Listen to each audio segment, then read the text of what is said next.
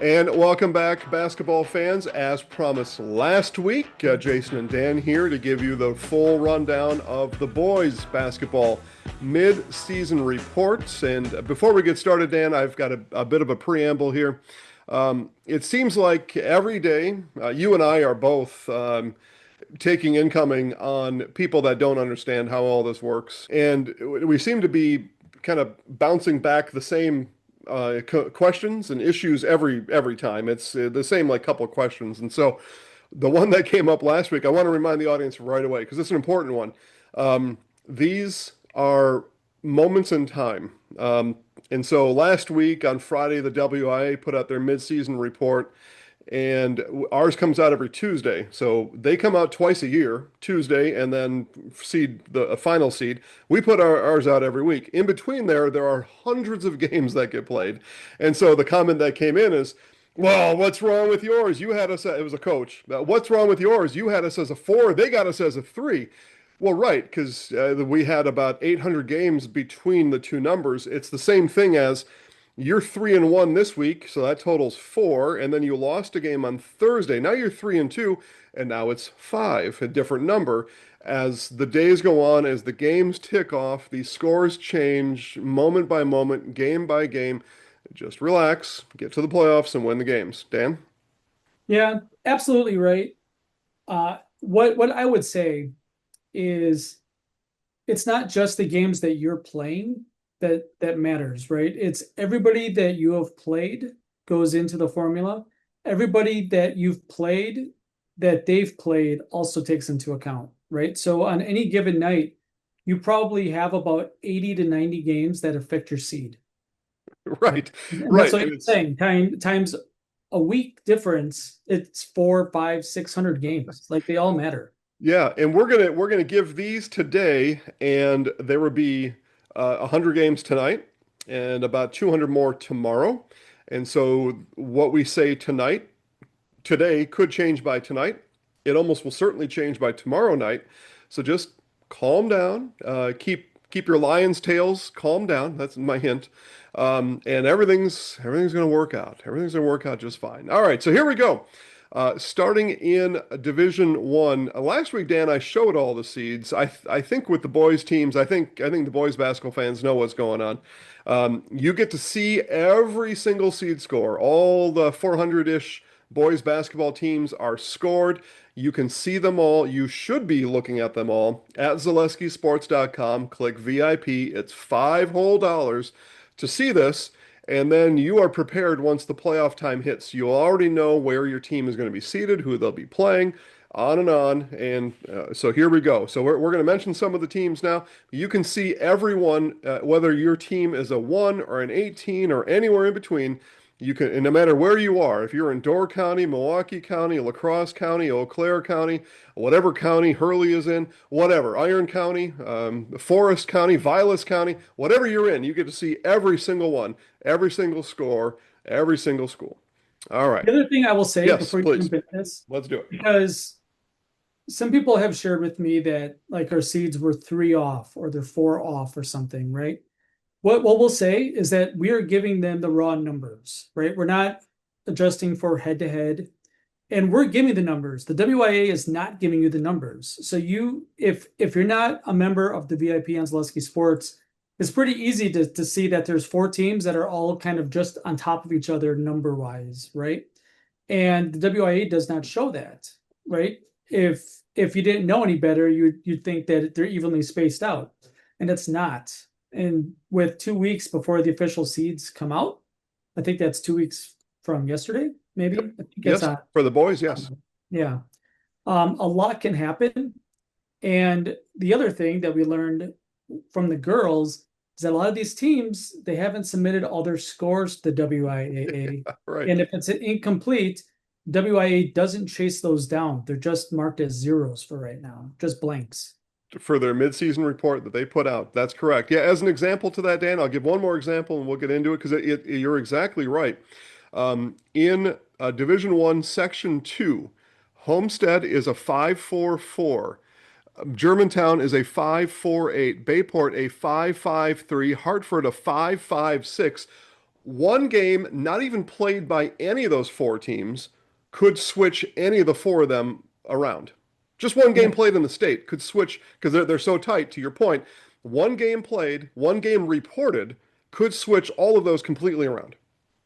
Yeah, and on our spreadsheet, we go down to 5-digit places, right? And Right. like sometimes it matters. Like that's how close it is. So yeah. Yeah, a lot of these razor thin. So yeah, if you're Germantown and you got all bundled up because you're the seven and the midseason report had you at a five, well, just play one game or have one game against somebody that you played get finished or reported, and around and around it goes. So that's the fun of it, though, just to see how this all stacks up. To Dan's point, though, you come in here, you can see the actual score, you'll know what actually is in front of you and what needs to be done if you want to stay there, if you're going to move down, move up. You'll see it all on ZaleskiSports.com. Just click VIP. In Division One, Section One, the Appleton North Lightning, Dan, that's a new number one seed this week. It's true, and it's no surprise because the old number one, your Marshfield Tigers, had a rough weekend. They fell at DC Everest, and we'll talk about DC Everest coming up. And they also fell over the weekend to Brookfield Central. Central. Yep. Yep. Yeah. So some hard times for the Tigers a couple days last week. Yeah, lost back-to-back games. A lot of teams do that. They do the Friday, Saturday quick turnaround. They'll do sometimes they'll do a home game and then a road game to emulate the regional semifinal and final group. So Marshfield did that, and they lost both of them, which come playoff time, they'd be out. Will Sweeney scores 15 points a game. All stats today off of boundwisconsin.com. That's where we get our stats from. You should too. Will Sweeney scores 15 a game for the number two ranked by the media, Appleton North Lightning. And as Dan said, yeah, Marshfield slips to the two, followed by DC Everest and Kaukauna. In Division One, all of those are home regional final teams. Okay, in Section 2, De Pere, the Redbirds are number one, and they are chased by Arrowhead, Brook East, and Sheboygan North. Yeah, I think this is probably the weakest of the four D1 sectionals. No juggernauts towards the top. And in section one, you mentioned Appleton North. Obviously, they're on top of that conference over there. And then you got Marshfield and Everest. And by the way, before we jump off Everest, I can't preach how good of a hire DC Everest with Jack Shallow, I think he's Shallow, the yep. Shallow. Um, Perfect guy at the perfect time for that program. Trying to bring them back to prominence. Really good hire. And we don't say that a lot. A lot of times we don't talk about hires because whether they're good or bad, it takes some time. But that team is playing a lot better, a lot harder this year than what they have in the past. Yeah, Yep, you're exactly right. De Pere leads the Fox River Classic. They are 12 and 2 in conference. They're led by Will Kruger. He's a junior, scoring 16 points per game for Coach Brian Winchester's Redbirds. yeah. Again, kind of a weak sectional. De Pere, I think, is the best team there. Um, I think that there are some other teams in the other sectionals that wish they were over here, but it is what it is. Madison Memorial in Section 3 is the top team. They do not report to Bound Wisconsin. Boo! So we can't tell you about any of their players' names. That's unfortunate. I wish that they would change their mind on that. Middleton, Beloit Memorial, and Verona in Section 3. Yeah, I had Madison Memorial number 4 in my poll this week. So a lot of big props to them. Beloit has been a team that has kind of been in and out of the rankings all year. But I does feel like having Memorial on the 1 seed feels right. Wisconsin Lutheran is the number one. They're undefeated. They are back-to-back state champs, Division II a couple of years ago, Division I last year. They remain the top team in the state, maybe by far. I'll come back to that in a second. Mr. Basketball frontrunner Xavier Zenz leads the Vikings with 25 points per game. Yeah. This is the second straight year that it seemed like Wisconsin Lutheran was the number one by quite a margin. I feel like it's a bigger margin this year than what it was last year when your Marshfield Tigers really gave them a run in the state title game. This feels like it's setting up in a very similar way. West Dallas Central, a really good team, and we've seen them this year. Um, I don't think that they are the dominant number two, but I think that it's a bad draw for Central to be with Wisconsin Lutheran. It's not that surprising given the geography of it.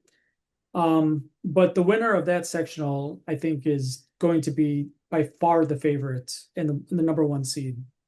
Yeah, for a lot of people, the disappointment of the draw is that they'll play in a sectional final rather than against each other at the Kohl Center. But Dan did say at West Allis Central is the two seed or the second best seed score in Division One, but they will play each other if chalk holds in a sectional final game. And should that happen, you better believe it. You'll watch it live right here on Zaleski Sports. All right, let's move over to Division Two, where we've got a bit of a more breakdown. We've got eight different groups, and in Division Two, Section 1A, I got to get all these names straight here. River Falls. River Falls has surprised some folks. They come in with a pretty good seed score of a 605 ahead of Rhinelander and Menominee. I don't have anybody ranked in the top 10 out of this sectional or out of this half section, right? I don't have anybody ranked. This is that Great Northern Conference, kind of small Division two teams where you have like the Merrill, I think Medford's in there. Yeah, Merrill, Medford, Wausau East, Lakeland. Um, the conference is having a rough year, a rougher season than most. It's been a long time since a Great Northern team has made a pretty big run. I think Medford did maybe 4 or 5 years ago, but since then, it feels like Rhinelander as the two. There's quite a bit of a space between them and River Falls, just based on who they play night in, night out. River Falls led in scoring by senior Brody Gretz, averaging 21 points per game. The Wildcats have won four of their last five, and the only loss, Dan, was to Minnesota's Matamidi, who's always a primetime contender over in Minnesota. So River Falls, arrow pointing up over there for sure. In 1B, the Onalaska Hilltoppers top the group there. Seed score 663, pretty good. West Salem and La Crosse Central all looking up at the Hilltoppers. Yeah, on Alaska, they were the state number one team for quite a while, I think. And then they took a loss. I think they lost this weekend to I don't know if they played Minnehaha. They played someone really good in Minnesota in the border battle this week. Apple Valley, they played out of just south of Minneapolis. Yep. Yeah. Um, and so there's nothing wrong with that for sure. Now, seed score wise, playing Minnesota teams doesn't really help you as much as it probably should, because they come for a 500 team, no matter how good they are, no matter if there's future NBA players on that team or not. But yeah, I mean, I think Onalaska has proven themselves to be the best team in that conference. I know that La Crosse Central is in that sectional with them, and they would be the heavy favorites, I would think, to come out of there. And probably a really good game against River Falls, but I think Onalaska is probably a little bit better as well. Head coach Craig Cole and I did a coach on the couch a couple weeks ago. You can watch that on this YouTube channel. Tyler Cole is the sophomore leading scorer, 18 points per game for the Hilltoppers. And we move now to Section 2A, and there are the West Appear Phantoms. Scary, spooky, followed by Notre Dame and Plymouth. Yeah, this is another half sectional where I don't have anybody in the top 10 on my poll this week. I had West Appear at 13th, right? So like in the others receiving votes in the top 10, I guess it would be. I think that this is a winnable section or half section for both Notre Dame and West Appear. I think it kind of drops off after that. But I think that whoever wins this half has the work cut out for them in the Okay. section final. In the bottom half, I should say too, by the way, Bound Wisconsin tells us that Patrick Greason, senior, 12 points per game. He's the top Phantoms point getter.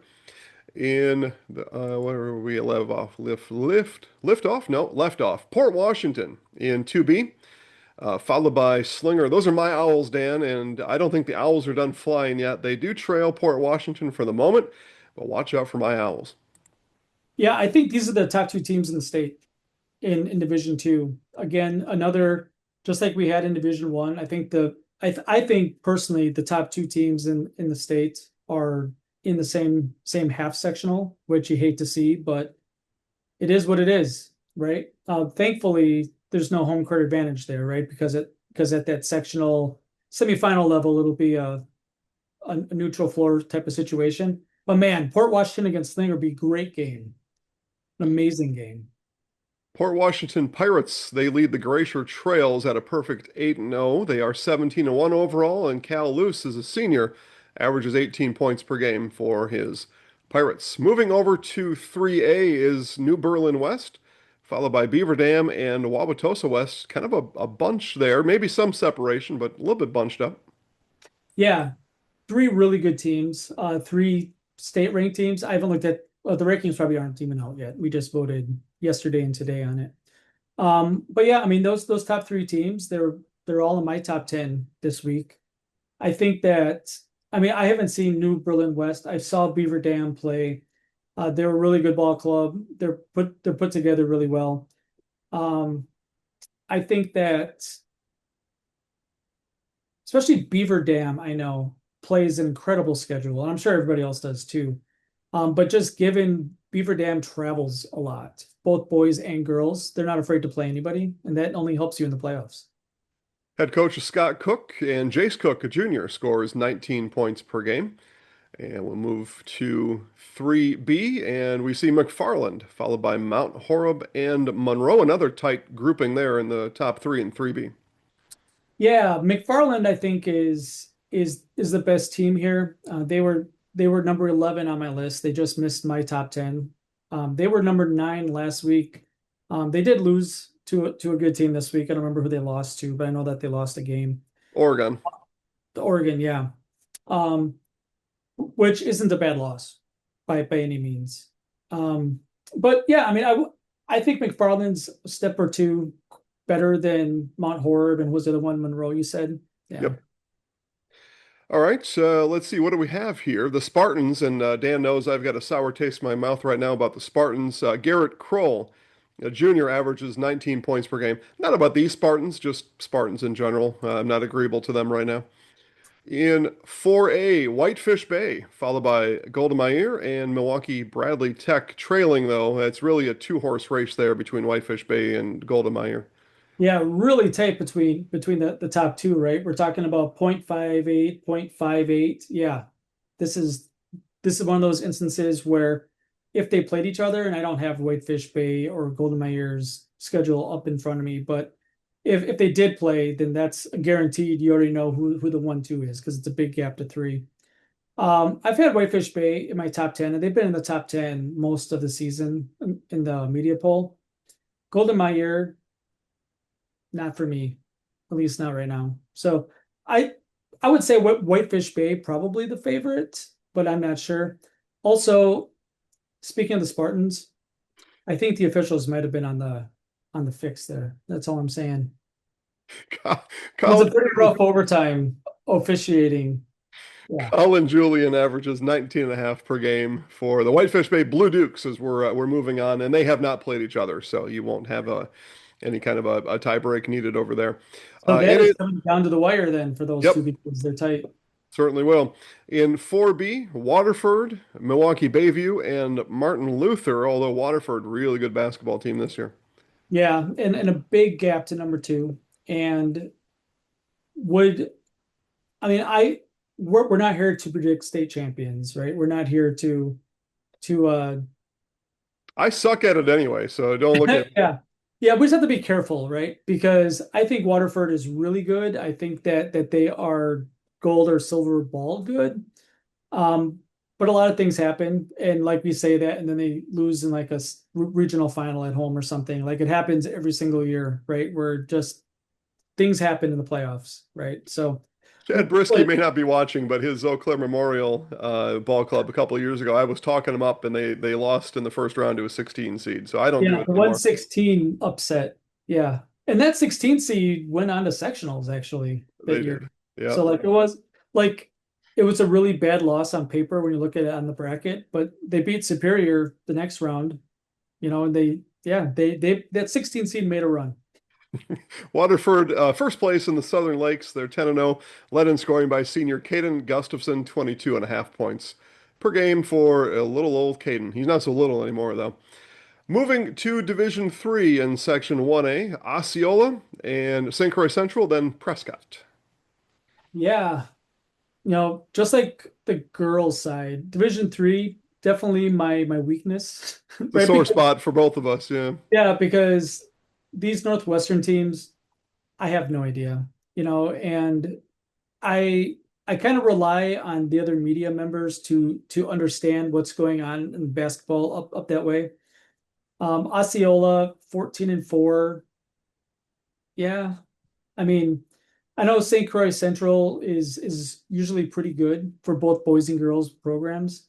So Osceola, St. Croix Central 1-2, that makes sense to me. Caleb Erobeck's a senior, averages over 18 points per game for the Chieftains out of the Middle Border Conference. All right, I bet you let's see. didn't know that one until you looked it up. I got to look all this up really. Gale Electric Trempealeau in 1B leads the way, but they are chased tightly by Mosney and Altoona. Yeah, media poll members have been a lot higher on Get than what I have, Gail Ettrick Trempolo. Hmm. Mosinee just lost to Seymour, who we'll talk about here in a little bit. Um, Mosinee is put together really well. And they play in the Great Northern Conference, but they're having a really good season in the Great Northern Conference. I've watched a couple of their games. I watched in depth the marathon game, even though I was broadcasting a different game that night. Yeah, they're a good team. The 2 seed is probably a pretty good spot for them, and I think going against GET, yeah, I think that would be a really entertaining sectional semi. Red Hawks out of the Cooley Conference. They're led in scoring by sophomore Talon Fabian. I like that name. Yeah, one of those two teams are gonna have to travel pretty far, I bet, because In those two schools are not by each other. in 2A, we see a two-horse race. Freedom and Seymour. Boy, I tell you, the Irish and the Thunder, right? Yeah. The top two teams in the state, again, this is a common theme so far. Division one, we had the top two teams in the state together. Same with Division two. Uh, they are 36-1 combined this year. Seymour is still undefeated, but as a 2 seed here, right? I know Seymour fans are probably thinking to themselves, what else can we do? We won our first 18 games. We are number one in the Bound Power rankings. What do we have to do to prove ourselves? You're gonna have to win in the playoffs, right? Because Freedom is right there with you. Um, that pocket of basketball that is just east of us, not just east, but towards Green Bay, Appleton, those D3 schools are always good. Seymour, Freedom, yeah, really good. Dan and I represent Marathon County. Donovan Davis, being recruited by Marquette and others, leads the way for the Irish, averaging 21 points per game. Although my Owls did put a pounding on the Irish a couple weeks ago. In 2B, Berlin, Brillion, and then Xavier. Yeah, looking at my top 10, top 20, because I track 20 teams. The only one that I have in the top 10 this week, I had them at number 8, was Brilliant. They're having a good season. I think that the winner of this half sectional is really going to go against it because they're going to get probably the winner of Seymour Freedom if there's no real big upsets. I think that, well, we've talked about this quite a bit, boys and girls. Sectional Thursday is the best day of basketball in the state every year, I think. And then sectional semifinal winners play on that Saturday, and a lot of those games are blowouts to go to state a lot of times. And this is probably gonna be one of those. I called the Berlin Indians in a sectional semifinal loss last year. They lost to Elkhorn, but they are tearing it up right now. Hayden Reddington's a senior, averages over 22 points per game for his Indians. And we move to 3A, and there is Aquinas and Mineral Point, and then a bunch of others. Yeah, it really is top heavy. Aquinas playing up Division 4 state champs last year. So they beat Bondwell. That's you got it. Yeah, and they are the best team in their own conference. I think at least. Well, they beat on Alaska, so you have something there. Yeah. And I think, and they play a really challenging schedule. And think about all those Division 2 teams there with La Crosse Central and Onalaska. Generally, a Division 4 team playing up. I think Aquinas is going to be battle tested, but you don't know until the playoffs start when you're playing really good schools along with you. But they're battle tested, right? I know that Mineral Point has a really good team this year. I think that Aquinas has the pedigree. Mineral Point's been to state a lot though too, right? So yeah, I think that'd be a really good game. They've always said if you need a pointer, contact the Pointers, and that's what Mineral Point is. The Aquinas Blue Golds led in scoring by Calvin Barr, averages just about 20 points per game, and in line for the 1 seed for the time being. It is a little close though. In 3B, Lake Mills, Watertown Luther Prep, and Lakeside Lutheran. The L-Cats, though, Dan, lead the way. Yeah, and look at that seed score. That is impressive. Definitely the best in Division 2 or Division 3. They're higher than Wisconsin Lutheran seed score. Doesn't mean that they're better than Wisconsin Lutheran by any stretch of the imagination. But a 723 seed score is mighty impressive. Watertown Luther Prep, also a really good team. They only have one loss on the season. But Lake Mills, who's their loss to? Do you have it up? If you ask, I will tell you. Just give me a moment. Yeah, that seed score along the lines of Oostburg on the girls' side. That's how massive that seed score really is, though. They lost to the Freedom Irish Oh, back in December. Yeah. cheeky. Okay. Yeah, so I think Lake Mills has a good seed score because they've played really good teams. They've obviously beat a bunch of teams. I haven't seen them play, but it's hard to ignore that seed score. Luther Prep has definitely been in and out of the rankings a lot of the year. I had them at 9 this week, so big props to them as well. The Capital North L-Cats led in scoring by junior Tyler Wolin. Tyler averages just about 18 points per game. In 4A, speaking of Oostburg, there are the Flying Dutchman, right? Do I have that right? That Something like sounds that. Yeah, Oostburg in 4A leads the way, a 658 seed score, and they are well ahead of the rest of that group.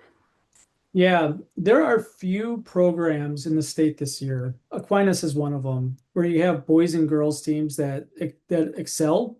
And I mentioned the Oostburg girls because I think they're the best team in all of the states, all divisions. Um, and Oostburg boys have a shot to also go to state. They're one of less than a handful of teams over in sectional 4 that I think has a really good chance to make it out. I would say that we're seeing Lutheran is a really good team that we've seen this year. And that's probably who they would see on the other side. They are the Flying Dutchman. Check this out, Dan. They average 71 points per game, and senior Jamison Zavachin averages 30 a game. He's got half of the Flying Dutchman scoring. Nothing wrong with that. Get the job done, Big Jamison. In 4B, Racing Lutheran 671, Racing St. Catherine's 654, and then Fuller Collegiate Academy comes out of the closet for basketball season. They are 614.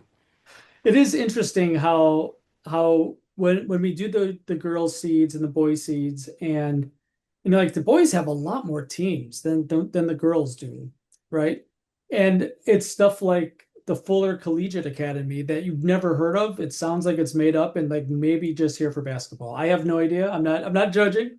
I just don't know enough about them, right? They But also have a very fine bowling team. There's no doubt about that. The Crusaders at the top. We saw Petrov down at the Deer District event with the Milwaukee Bucks a couple weeks ago. He averages just about 25 points per game. There we go. All right, let's move to Division 4 in Section 1A. Shatek Weyerhaeuser, Colfax, Clear Lake, and McDonald Central. And Dan, those are four that could land anyway between now and Seed Sunday. yeah, nothing against these schools, but taking a look at the other seven sections, any of those teams would love to be Northeast or Northwest this year, right? We're talking 553, 548. We were just talking about 720, 690, 680 Right. in Division Three. Yeah, this is a toss-up. Um, it's McDonald Central has a good program. We saw Clear Lake Edgar sectional final a couple of years ago. I think that's probably 2021. Colfax, Shatek Weyerhaeuser, never seen them play. Haven't seen them at state. Maybe they've been there, but yeah, I don't know. Shatek Weyerhaeuser out of the Dunn St. Croix. Here, so I go back to my preamble, Dan, before we started about a moment in time, right? So I don't remember what the midseason report had back on what Friday afternoon, Yeah. but after all the games on Friday were played and after whatever games were left on Saturday, it's very possible that it could have been Clear Lake, Colfax, McDonald Central, then Shatek Weyerhaeuser. But now after all those games were played, now Shatek Weyerhaeuser at the top. It's a volatile situation when they're grouped that close together. Yeah, and I'll be honest, I don't have any of these teams in my top 20 in my poll this week. I believe you. All right, in 1B, our Fall Creek Crickets are one of our all-access teams, Nina the other, but these Fall Creek Crickets lead the way in 1B, and they are followed by Regis and Durand, Arkansas. Yeah, Fall Creek and Regis, I'm sure they played already once this year if they haven't played twice yet. Um, I am a big fan because they're both Clover Belt West teams, right? I, Fall I'll, Creek. I'll interrupt you. They have not played yet. They do play on Tuesday, the 10th. Okay. Are they in the same conference? So they Yep. played twice? Clover Belt West, yes, sir. They play twice yet, and they haven't played yet at all. And they have two on the schedule. Well, I if one of those two teams wins them both, or if the second one is after the seed meeting, then they're playing for the one seed the next whenever next week or this week, whenever it is. These two teams have been in the top 10 all year, rightfully so.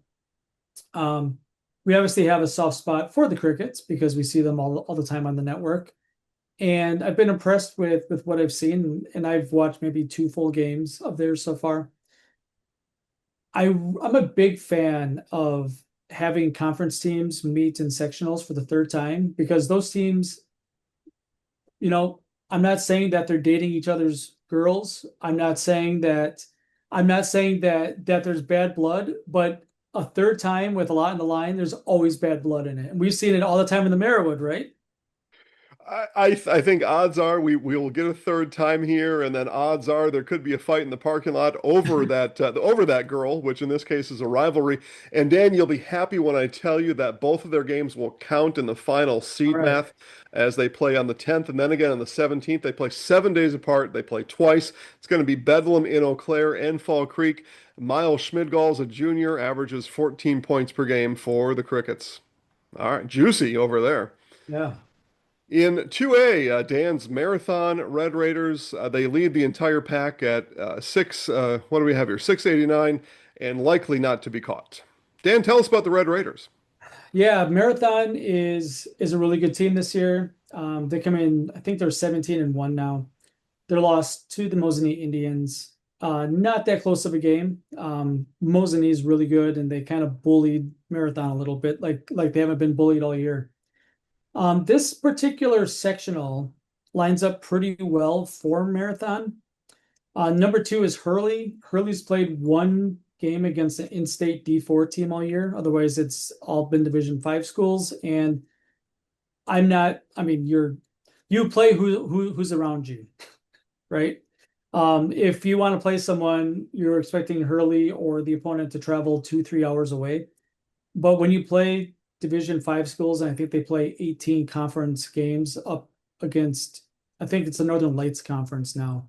But it's a lot of Drummond and Bayfield and Mellon and those sorts of teams, and nothing against those teams, but they're very small D5 schools. And I think when you go into a Division 4 tournament where you're playing teams that have been playing D3 and D4 teams all year, you're kind of up against it a little bit. What I will say is this is a big night for this sectional. In particular, number 5 on this list, Stratford Tigers. And they play Neilsville tonight. And Stratford with a win, they might be the 3 seed come tournament time. And they were bottom of the barrel a couple weeks ago. They are red hot right now. Red hot Tigers. Who would have thunk it? I mean, most, including me, maybe you, wrote the Tigers off early, but you're right. They're a team on the rise. More than one coach has told either of us they are concerned about Hurley just because of that unknown factor, right? And then you've got the Auburndale Eagles, who are almost always in that 1-2 discussion, and they sit this year on the 7 line. Yeah, and Auburndale's not a bad team, right? And some of that is name recognition. Um, Obviously, really good coaching staff. Player wise, they're a player or two away, right? And hopefully someone steps up here in the last couple of weeks and going into the tournament because they are a young team. But it's just not the same as it has been the last couple of years. Last thing I'll move to 2B is if you want to know anything about Auburndale basketball, you go to Kizzy and Sue's before the game, and everybody in there will tell you what's going to happen in that game and who's good and who's not and everything. So it's something else. In 2B, Kewanee and Bondwell, St. Mary Catholic in the mix, although they're swooning a bit, but the Kewanee Storm lead the pack, a 720 seed score. Yeah, this is a real fun half sectional. Um, Really interesting what is going to happen here. So Kiwani beat Bonduel at home, a come from behind victory last Monday. Yeah, because I was at Columbus Catholic Yep, then. yep, on the second. Yep. Yep. Uh, Bonduel has lost a couple of games here against really good teams. They lost to Manitowoc Lutheran, which we saw last year. They had the return trip. They had to go. Bonduel went to Manitowoc Lutheran, lost by a couple. Um, so I think Bonduel, if if we were betting people, and we don't bet on high school sports, right? Wouldn't know how. Yeah, tell me how because I feel like I know a lot about it. No, that's a joke. We shouldn't joke about those kinds of things. We Moving don't on. gamble on kids. But Bonduel is going to be the 2 seed over here, but I think a return game on a neutral floor between Bonduel and Kiwani would be a real good one. Iola at the 4, St. Mary Catholic as a 3. Those are monster regional final games, right? Right now it would be Iola going to Kiwani and St. Mary Catholic at Bonduel. Those are good games. Juicy. The Storm beat Bondwell 81-77 last week, which has them in the spot they are in now. Check this out, Dan. Leading the way for the Storm, he averages over 15 points per game. He's a sophomore. Last name is Bozdek, so you got the Boz going. That's not good enough. First name, Diesel. That that is like he should definitely be on the Zaleski Sports all name team. Well, I think we can make that happen, along with Spencer's Brecken Miller. Bracket Moving, Miller. moving right along, because Dan and I can talk names forever. 3A, the Darlington Redbirds have a distinct advantage over the rest of their group. Yeah, and Darlington's pretty far away, so we don't get to see them unless they're at a border battle or they're over in Milwaukee when Zaleski Sports is there. So I don't know much about Darlington. The seed score is really good. I have had them in the top 10 pretty much all year. 15-2. Their their schedule's a little bit later, but again, it's not like Hurley. There are teams for Darlington to play over there, but when you're kind of sectioned to a corner of the state, you play who you can. Otherwise, you have to travel through the hills over there to get out. So, yeah. It looks like Darlington is going to have the one seed and comfortable one seed, I would say. College sports fans remember the SWAC, the Southwestern Athletic Conference. Of course, here we've got the SWAL, the Southwestern Athletic League. And in that league, the Redbirds are led in scoring by Zeke. Oh my gosh. Zuberbuehler is a junior, averages 15 points per game. I might have said that name right. In 3B, pretty good one here. Lomira leads the pack, but a good battle for 2, 3, and 4 between Horicon, Partyville, and Markesan. Yeah, Lomira's the best team here by far, and I would not be surprised if Lomira won the gold ball this year. I think they're that good. Uh, I think that just given the strength of schedule that they play, it's I have them number 4 in my rankings this week. I have Marathon at 3, and maybe it's because I bleed a little bit for Marathon. I see him so much, but if someone said I think Lamar is better, I okay. It feels like they're good, right? So I think that Lomira has a real good chance to make it to Madison this year. Lomira Lions led in scoring by senior Jake Bresky, averaging over 19 points per game. Again, all those stats coming from boundwisconsin.com. Jason Zaleski, Dan Ross here. If you're just joining, going through boys basketball seed scores, at least mentioning the top seeds. Again, you can see every score of every team and every school in Wisconsin at ZaleskiSports.com. Just click VIP. In 4A, Manitowoc Lutheran, what do we got here? 620, and Howard's Grove right behind, rounding error puts them just at 600. Yeah, I'm surprised that the Manitowoc Lutheran score is as low as it is. But to put it into context here, and we just talked about these teams in sectional 2, St. Mary Catholic. St. Mary Catholic just beat Manitowoc Lutheran by 14. Okay. Manitowoc Lutheran beat Bonduel by 3. So the law of transitivity kind of tells you that St. Mary Catholic as a 3 seed in that sectional, like that 2-3 game, like I don't know. It's hard to compare because things happen, and like sometimes a 14-point game was really a 3-point game, and then you lose it at the end and you fall to the buzzer.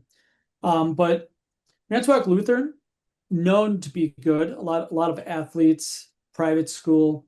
Howard's Grove, I have not seen play. I have seen Manitowoc Lutheran on film. I'm not surprised that they're the 1 seed, but they got upset last year in the tournament. No reason it can't happen this year as well. Both Manitowoc Lutheran and Howard's Grove are knotted up at 6 and 3 in the Big East North. That's good for third and fourth place. And the Lancers led in scoring by Will Franzen. He's a senior, averaging 13 points even on the I year. remember saying his name last year. Yeah. That's right. You got it. In Milwaukee Juno, bringing up the rear, but not. Milwaukee Juno is a really good basketball team. Score of 638. They are the top team in 4B. Yeah, and they were number 1 in the media poll for a lot of the season. Um, they play some really good teams. They also play a lot of teams that you kind of like, okay. Like you have to play some of these city school teams, right? Because they're close to you. I think they're better than what their seed score says that they are.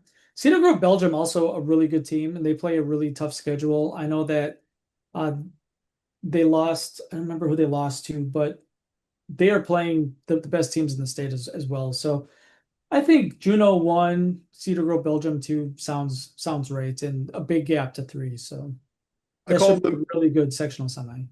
I call them the Milwaukee Juno Davy Crockett's because their Pioneers mascot looks just like Davy Crockett. And a bit of a Davy Crockett himself, Dooney Johnson, as a junior, averaging almost 30 points per game. He's being recruited by all kinds of colleges and having another fantastic year here in his junior season.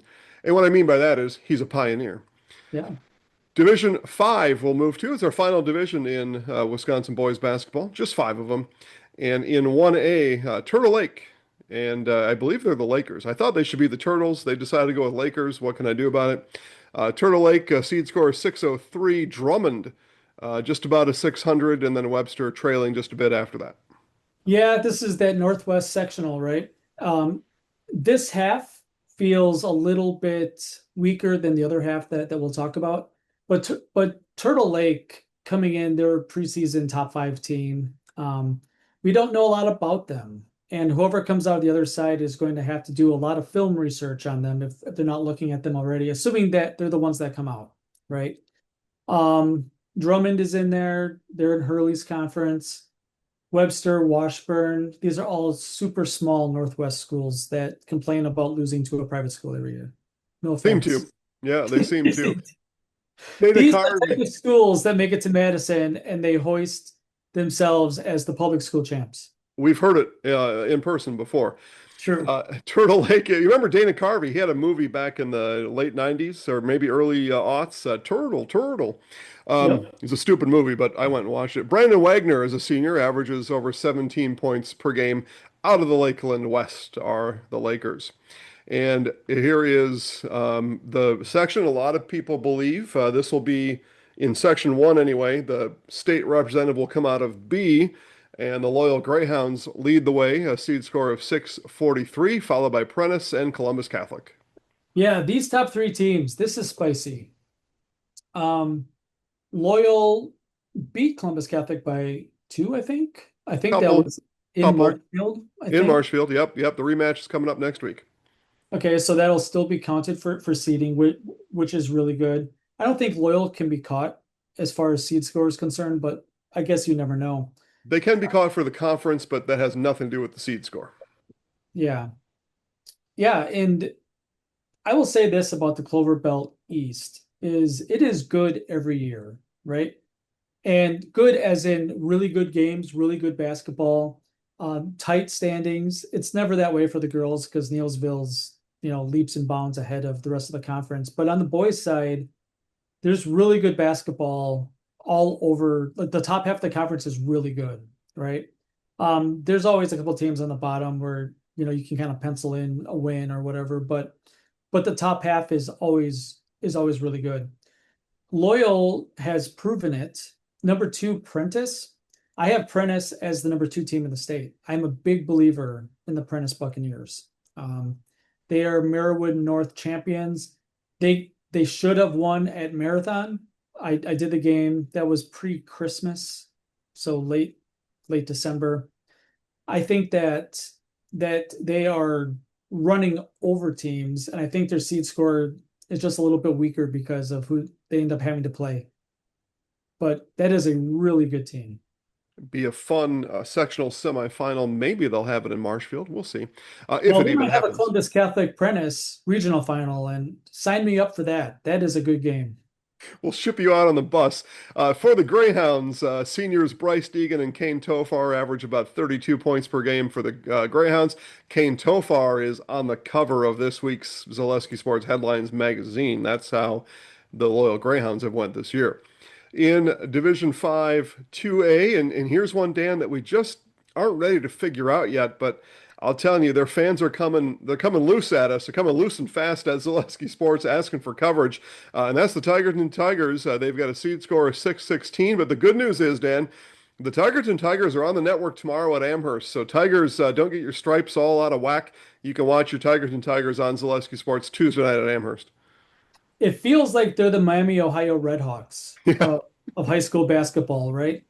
Tigerton has not played a challenging schedule, and nothing against them because again, you play who you play, right? And a lot of this stuff is set in stone, like but they're tradition. 18 and 0, Dan. They're 18 and 0. They're 18 and 0. There's no doubt about that.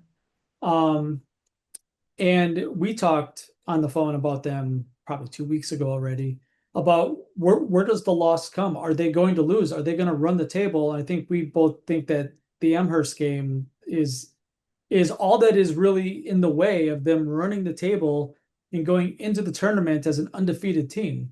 So I'm glad that the seed math says that they're the number one because it's hard to be undefeated and you're like, yeah, we're three, but we haven't lost. No one appreciates us. Congratulations, Tigerton fans. You have a great team this year. I drove through Tigerton on Saturday and I know very little about the town, but I did tell my wife in the car that their basketball team is undefeated this year. And she said, oh, okay. Like she's not Jennifer was impressed by it. Jennifer was unduly impressed on that True, comment. true. Um, yeah, Amherst comes in as a 500 ball club, so they won't do much for the Tigerton seed score, whereas a loss for Tigerton against a 500 ball club could sting a little bit. Amherst, a Division III team, though, so there is some concern for the Division Five Tigerton Tigers. Wabeno Leona would love to see an Amherst Falcons win on Tuesday night, as they sit at a 574 right now, and that one loss, Dan, in the math could make all the difference. The junior leads the way in scoring, averaging 24 a game. And people that know me always know I am very concerned, like for my safety, against a man that has two first names, and James Brady leads the way for the Tigers. Yeah. And Wabino Leona at the two, we just saw them this weekend in Yeah, Rapids against Assumption. I think it's a game that if they had to do it over, they probably would have taken care of that in late in the second half. But good win by the Royals, who we'll talk about here in a little yeah. bit. Royals held off the Rebels in the end. Did that go to overtime? No, it was Okay, a almost though. Almost did. yeah, a Yeah. shot to tie at the end. Yeah. In 2B, we have Reedsville with an outstanding seed score. Are they the number one, Dan? They are the number one in Division 5. The Reedsville Panthers, they're undefeated. They were just on Zaleski Sports on Saturday over at the Herd Arena. They put a thumping on the team that they played, and it was one of those basketball pop-up schools. But the Reedsville Panthers are for real. Yeah, they're a really good team.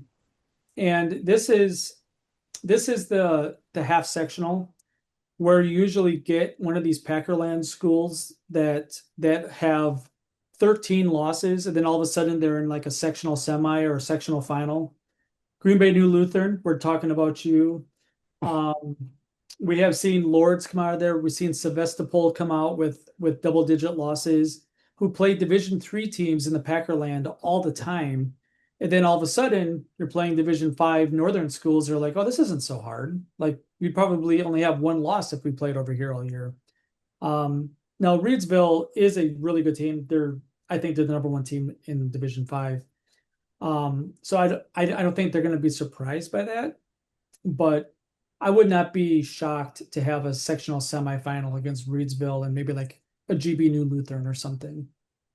People at home are like, "Oh, take it easy on the Providence Academy Paladins, right? Or Paladines." They're in an independent team. They're not in a conference. It's a pop-up school. That's what it is. Ben Prochnow leads the way. Of course, you got old Ron, the ball coach there, Ron Prochnow. But Ben leads the way, 21 points. He was our Zaleski Sports Highlight House Player of the Game on Saturday night. You can watch that game in full replay on this YouTube channel at Zaleski Sports.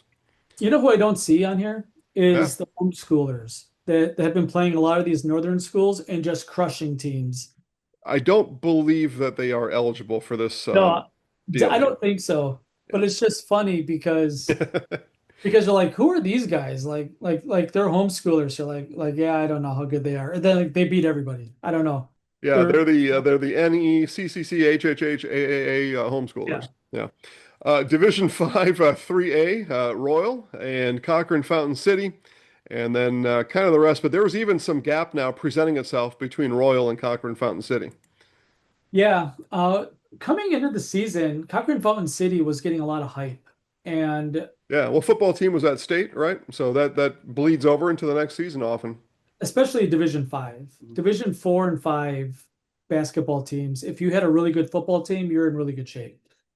Stratford Tigers, for example. Edgar, who's not a basketball school, but they're playing really good ball. This is no different, and Cochrane Fountain City playing better as of late. Um, Royal is the best team, but I think it's top two, and it's kind of everybody else.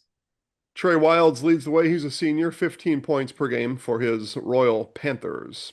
That is, and it's a co-op school, Dan, and it's Elroy, and of course now I'm gonna forget the other half of it though. But it's a combo name. I like it. Big fan of that. Let's see, Kickapoo on in 3B, another pretty good basketball team. They were ranked number one just up until about a week ago. They lost. Reedsville continued to be undefeated, so they are the number two team in the Bound Wisconsin Zaleski Sports Media Poll, and they come in as the one seed in 3B with a seed score of 645. Yeah, I got Kickapoo as number 3 this week. if people voted him number two, because I have Prentice at two. If like I almost put Kickapoo at two this week because I think they're a really good team. Kickapoo Royal would be a really good sectional final. I don't know anything about Southwestern, Belmont, North Crawford. Like these, anything Northwest or Southwest, just don't see a lot of that, right? It's a little bit outside of our area, and I watch a lot of basketball, but I'm not going to pay to watch these games online. That that's the honest truth, right? And a lot of times I try to find games to put on my phone, and sometimes like I can't even see what's going on because the connection's bad.